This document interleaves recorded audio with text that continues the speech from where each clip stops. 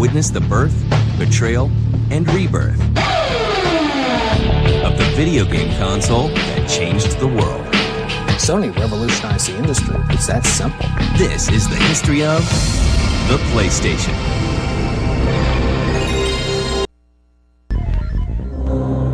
In the aftermath of World War II, a company named Sony helps the people of Japan rebuild from the ashes.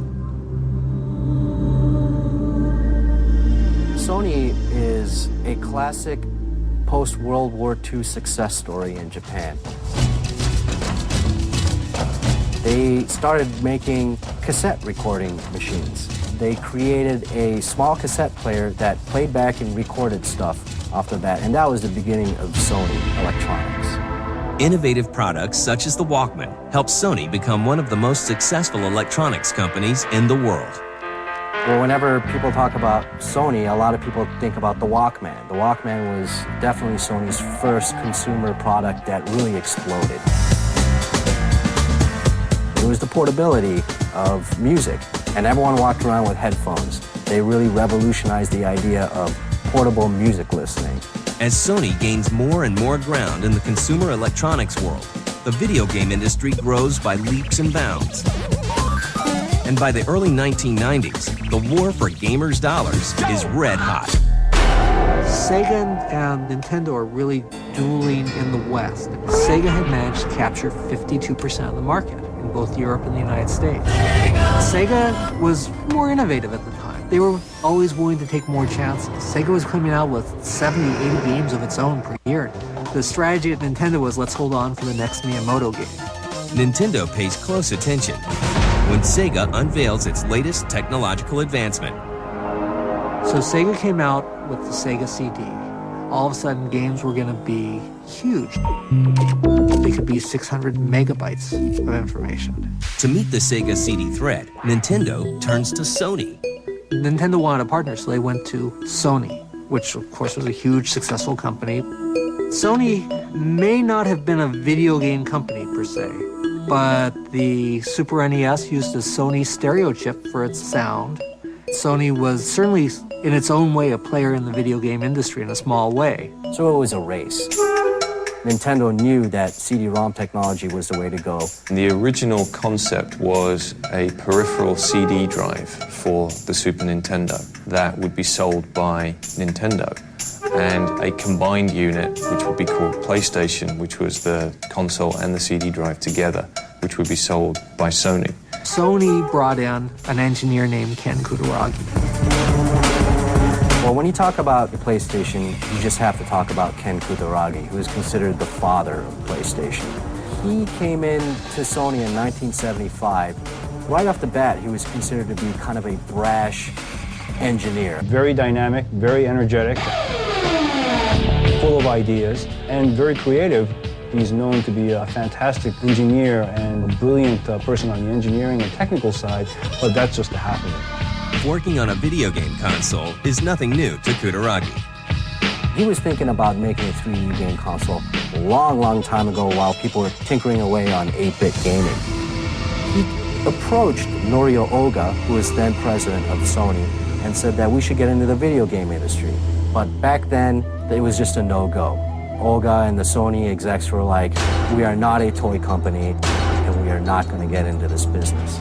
So that was that. But now, things are different. Hand in hand, Ken Kutaragi and the people at Nintendo team up to bring Sega to its knees. But Sony is about to face a bitter betrayal that will change the course of gaming history.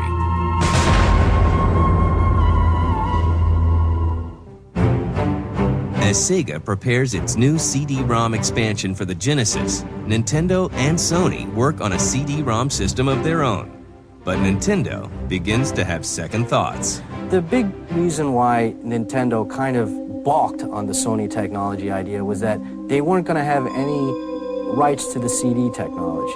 Sony was going to retain all the making of the CDs, they were going to manufacture it, distribute it, and that totally cut Nintendo out of the picture on definitely a large profit margin. And that made Nintendo very, very nervous. So in the forefront, Nintendo's telling Sony everything's great. But behind the scenes, Nintendo went to Philips and said, why don't you start working on something for us? Nintendo's insecurities lead to a dramatic climax in 1991. CES comes around, and Ken Kutaragi and Sony come out, and they announce the Nintendo PlayStation, because they don't know anything's going on. Nintendo made a sudden announcement and said, well, we're going to work with Philips on the CD technology. That didn't go very well with Sony execs, and Ken Kutaragi was definitely very bummed. He went into Norio Oga's office and said, we just got backstabbed, blindsided by Nintendo. We had an agreement and they totally betrayed us. Kutaragi went back to his bosses and said, let's not leave it like this. We can make an actual game system. We won't stop with the CD-ROM, we'll build the whole system. And Oga, who was totally dead set against it before, now feeling the betrayal from Nintendo and being the samurai corporate guy that he is, said, that's it. Pounded his fist on the desk, said two famous words, do it. And that was the beginning of the Sony PlayStation. Now, more driven than ever, Ken Kutaragi and Sony set out to make a video game console unlike any other. At first, Sony plans to release a system that plays both CD-ROMs and Super Nintendo cartridges. In 1992, 200 units of this PlayStation are manufactured, but are quickly scrapped. Sony decides to wait for the next wave of consoles to enter the fray and intends to capitalize on CD-ROM technology. There was a big change taking place in terms of media, game media like cartridges, CD-ROMs. This really changed the finances behind game development and game publishing. In October 1993, Sony announces that it's working on a new 32-bit game console. The name of this new system is the PlayStation X, or PSX. The CPU for this console will be designed by Ken Kutaragi himself. On November 16th, the company officially forms Sony Computer Entertainment. We formed Sony Computer Entertainment, Inc. as a company, as a joint venture between Sony Corp and Sony Music Japan. This new department raises more than a few eyebrows. When PlayStation was being mentioned here in the US, people were saying, can Sony deliver games? Could they really enter the hardware side? To some people within Sony, PlayStation represented the future and was very exciting, but to other people it was definitely a threat and something that they didn't fully understand. You had a lot of people that were pretty much skeptical about us getting into the business. Even before we came out, we were pretty much placed in the failure column because we were just newcomers. I remember having dinner with a vice president of Sony Records, and he told me, the PlayStation's never going to work. Sony's going to lose on this. The irony for all of us was that as much credibility as Sony had as a brand, we had zero credibility as far as the world of games was concerned. Sony, I think, corporately was a little discouraged. How do we get into this new charted area? Sony knows that the road ahead won't be easy, but Ken Kutaragi has an ace up his sleeve that will dazzle the entire game industry.